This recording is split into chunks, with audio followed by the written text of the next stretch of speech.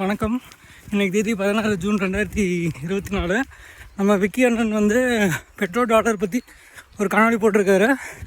அது 1964 சவுதி அரேபியாவும் அமெரிக்காவும் போட்ட திட்டம் அது இதுன்னு சொல்லி. அப்புறம் இப்போ சவுதி அரேபியா வந்து அந்த 50 வருஷம் கான்ட்ராக்ட் முடியுது பெட்ரோல் டாலருக்கு. அது முடிஞ்சோடனே சவுதி அரேபியா வந்து எந்த கரன்சியில் வேணாலும் 5 கரன்சி மூலமாக பெட்ரோலை வந்து ட்ரேட் பண்ணலாம் அப்படிங்கிற மாதிரி கான்ட்ராக்டை மாற்ற போகிறாங்க அப்படிங்கிறத நம்ம விக்கி அண்ணா சொல்லியிருக்காரு. திரும்பவும் நம்ம பிஜேபிக்கு அவர் பெருசாக சப்போர்ட் பண்ணுறாரு. ஏன்னா அந்த 5 கண்ட்ரியில் இந்தியா கிடையாதுங்க. அதில் சைனா இருக்குது, ரஷ்யா இருக்குது. அவரே சொன்னார் இந்தியா இருந்ததுன்னா முதலாக இந்தியான்னு சொல்லியிருப்பார். ஸோ சவுதி அரேபியா வந்து இந்தியன் கரன்சியை ஏற்றுக்கல. இங்கே ஒரு பாயிண்ட் அவரே வச்சுட்டாரு. இப்போ அப்படியே பெட்ரோல் டாலரை ஒழிக்கணும்னு நினச்சாலும் உலக வங்கி எல்லாத்துக்கும் கொடுத்துருக்குற கடன் யூஎஸ்டியில். அப்போ வந்து பல ரீசன் சொல்லலாம். இப்போ எப்படி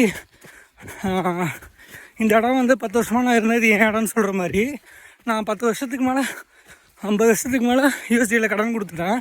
அதனால் நீங்கள் யூஎஸ்டி அந்த கான்செப்ட்லேருந்து ரிமூவ் பண்ணிங்கன்னா யூஎஸ்டி அடி வாங்குமோ? இல்லை, எனக்கு தெரிஞ்சு யூஎஸ்டி அடி வாங்காது.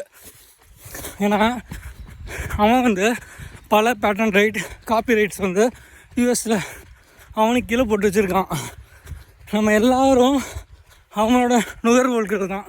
யூடியூபோ, ஃபேஸ்புக்கோ, ட்விட்டரோ, நீங்கள் எந்த ஒரு டெக்னாலஜி எடுத்துக்கிட்டிங்கனாலும் நுகர்வோர்கள் நம்ம இந்தியாவும் ஆப்பிரிக்கா வந்து என்னை பொறுத்த வரைக்கும். சைனா கூட வந்து பேட்டன் ரைட், காப்பி ரைட் போகிற இடத்துக்கு போயிட்டான். இப்போ இன்னொரு டிஜிட்டல் கரன்சியை உள்ளே கொண்டு வர்றாங்க இந்த ட்ரேடிங்க்கு. அது இந்தியாவிலையும் டிஜிட்டல் கரன்சியை இம்ப்ளிமெண்ட் பண்ணுறாங்க. ஆனால் private digital currencies maximum are mined by China and owned by US.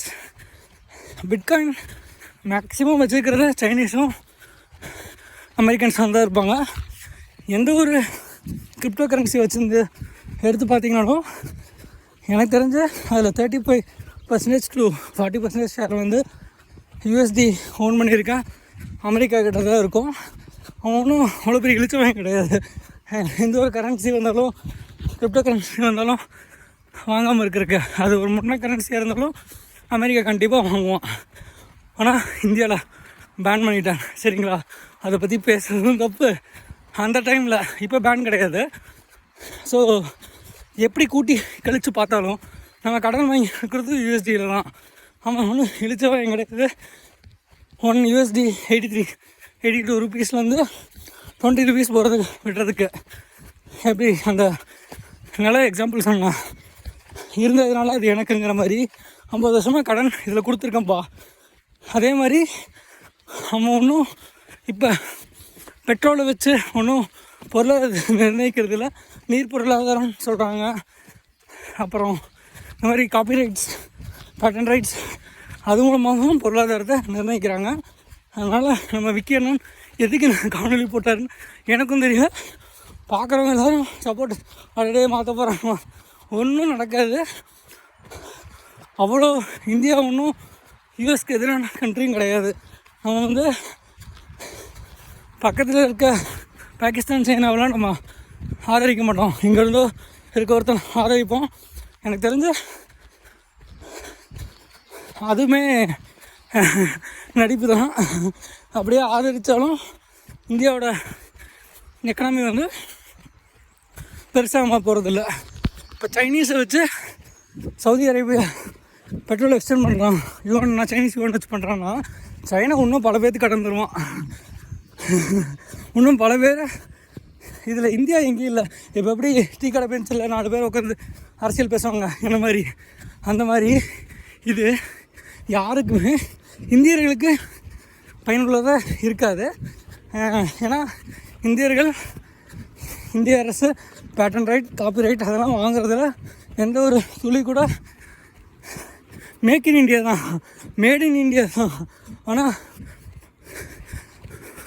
Owned by இந்தியாவோ இல்லை காப்பிரைட்டட் பை இந்தியாவோ இந்தியன்ஸெல்லாம் இந்தியா கிட்டே கிடையாதுங்க. பண்ணுங்க, எனக்கும் சந்தோஷம்தான், பண்ணுங்க. ஆனால் ஏதோ ஒரு காணொலி போடணுங்கிறதுக்காக நம்ம தமிழ் பொக்கிஷம் பண்ணால் விக்கி போட்டது வந்து என்னால் ஜீரணிக்க முடியல. அது சைனாவுக்கு வேணால் பயனுள்ளதாக இருக்கும், ரஷ்யாவுக்கு பயனுள்ளதாக இருக்கும், இந்தியாவுக்கு பயனுள்ளதாக இருக்காது. இதுதான் என்னோடய தனிப்பட்ட கருத்து. பார்க்கலாம் விக்கி நான் சொல்கிறது என்ன நடக்குதுங்க. நன்றி.